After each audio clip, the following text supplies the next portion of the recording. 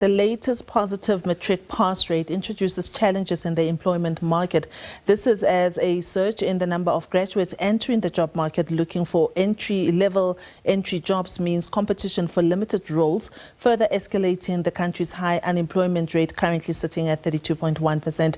And as a result, verifying qualifications has become more crucial for employers, as hiring people with appropriate skill sets is essential to create a culture of accountability and transparency within organizations. Jennifer Barkhuizen, who is the head of marketing at Managed Integrity Management, or the MIE, I think, a division of Mettus, joins us now on Point. Thank you so much, Jennifer. I did mention there that it is Managed Integrity Evaluation. Yes, Managed Integrity Evaluation. Thank you. Welcome to On Point. Thank you for having me. It is January again, same thing all the time, where we are very excited about the previous class of matric and how well they would have done this year. They've done particularly well in that their marks, the pass rate has gone up. And today also, is the beginning of the normal school year. But I want us to concentrate on the class of 2024. And talk about why it is so important for employers to verify matric qualifications. I would have thought that because they come from the Department of Education, they're already verified, and one would find very little wrong with those qualifications. Tell us more. So yeah, well done to the class of 2024. I mean, it's a significant increase in the matric results, and with that comes you get the matriculants who is going to study further, but then you also get the driven matrics that might want to start working immediately. Now, with that, it's important for organizations to make sure that they go through a verification process to ensure that the matric certificate was actually awarded to the candidate. Okay. Now, if you do a search on social media, for instance, you can buy a fake qualification online. There is degree mills. You can even buy it on the street. So unfortunately, fraudulent qualifications has become somewhat of an issue, and it is important for employers to make sure that when they do employ somebody, they have obtained their matric qualification. That's your first qualification that first piece of paper. Does that mean that they would come to you, to your company, to help them look at whether the matric certificate is authentic or not? And if those that don't have the resources, what can they look at, as a telltale sign that, oh no, this one may not be quite the one? Because the fakes have become so, they look so real these days. Yes, with technology, it's become much easier for somebody to make changes or create a fraudulent document. Now, this is where a company like MIE does come in, where they assist organizations to go directly to the source. So you would go to the source who issued the certificate and verify.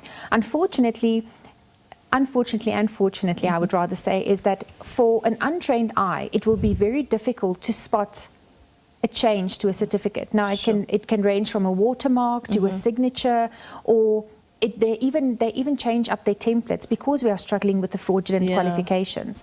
Now, what's important for organizations is to prioritize the screening of these candidates, because ultimately you are building and working on building your own workforce, which is, a strong workforce. It's a reliable, strong force, innovative thinkers. And you want to ensure that when you are onboarding somebody, they are the best person for the job, especially with the high unemployment in South Africa as well, and under the youth, which is over 60%. Yeah. What could go wrong should these qualifications not be verified, for a business? How could it impact them negatively?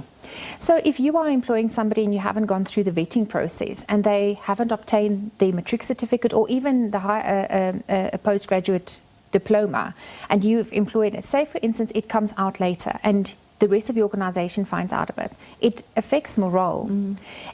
And from a company's perspective, you are going through a tedious process of recruitment. Recruitment is not always a fun process to go through. It's a time-consuming process. You take out a lot of time to see people, and then if you do appoint somebody and you start with training, it's time that you've taken to train that person.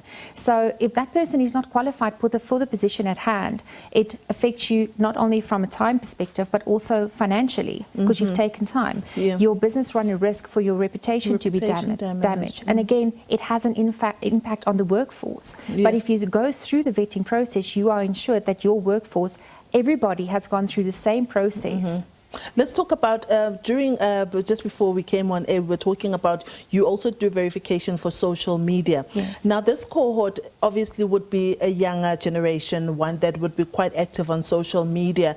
And I know that there's a trend among recruiters who look now at your social media presence and what you post. And to what extent could the class of 2024 be negatively implicated or impacted rather, should it be found that they have a lot of undesirable things posted on social media? Yeah, so when it comes to social media, my first advice, especially for the youth, is think twice before posting. If you are posting something on social media, it's out there for the world to see, especially if you don't have high privacy settings on your social media. Yeah. Now, what we urge companies to do is to use an outside organization who specializes in social media screening to take the bias out of the process. Now, we're not saying that you shouldn't share anything or shouldn't share anything from your social life, but if you think of discrimination, it's not only discrimination against age, it's you can bring in religion, race, there's so many things. And if you are sharing content where you might be using illegal substances, that will follow you because it creates a persona about you as a person. And companies are not literally looking at what you were doing last week Friday, but they're more looking for information. If there is any discrimination, are you sharing content that you should not be sharing? The stuff that we've seen that's come out is terrible. And social media, again, as I said, my number one rule is think twice before posting anything, because it can catch up with you or haunt you in your professional career.